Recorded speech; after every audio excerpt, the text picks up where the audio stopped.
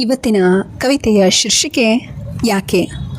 ನಾನು ಚೈತನ್ಯ ರೂಪಿ ಹೆಣ್ಣಾಗಿ ಹುಟ್ಟಿದೆ, ಆದರೂ ನನ್ನನ್ನು ಭೋಗದ ವಸ್ತುವಾಗಿ ಕಂಡರು ಯಾಕೆ.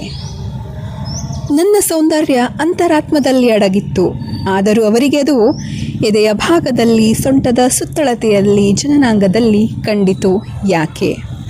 ಮಾನವೀಯತೆ ಅನ್ನೋದು ಹೆಣ್ಣು ಗಂಡುಗಳಿಗೆ ಸಮಾನವಾಗಿ ವಿಕಸನಗೊಳ್ಳಬೇಕಿತ್ತು, ಆದರೂ ನಾಜೂಕುತನ ಹೆಣ್ಣಿನಲ್ಲೇ ಅತಿಯಾಗಿ ಇರಬೇಕು ಅಂದದ್ದು ಯಾಕೆ. ನಾನು ಅವನಿಗಿಂತ ಯಾವುದರಲ್ಲೂ ಕಡಿಮೆ ಇಲ್ಲ, ಆದರೂ ನನ್ನ ಬುದ್ಧಿ ಮೊಣಕಾಲು ಕೆಳಗೆ ಅಂದದ್ಯಾಕೆ. ಒಂದು ಮನೆಯಲ್ಲಿ ಹುಟ್ಟಿ ಇನ್ನೊಂದು ಮನೆಯ ಜ್ಯೋತಿ ಬೆಳಗಲು ಹೋದರೂ ಇವರ್ಯಾರು ನನ್ನ ಮನಸ್ಥಿತಿಯನ್ನು ಅರ್ಥ ಮಾಡಿಕೊಳ್ಳದಿರೋದು ಯಾಕೆ. ನಾನು ಅವಳಿಗಾಗಿ ಧ್ವನಿ ಎತ್ತಿದೆ, ಭಾವನಾತ್ಮಕ ಕಲಿಕೆಯಿಂದ ಹೊರಬರದಿರ ಅವಳು ಹೆಣ್ಣಿಗೆ ಹೆಣ್ಣೆ ಶತ್ರು ಎಂಬ ಭಾವ ಹುಟ್ಟಿಸಿದ್ದಾದರೂ ಏಕೆ. ಇದು ಪುಷ್ಪಲೋಕದ ಅಮರ ಕವಿತೆ.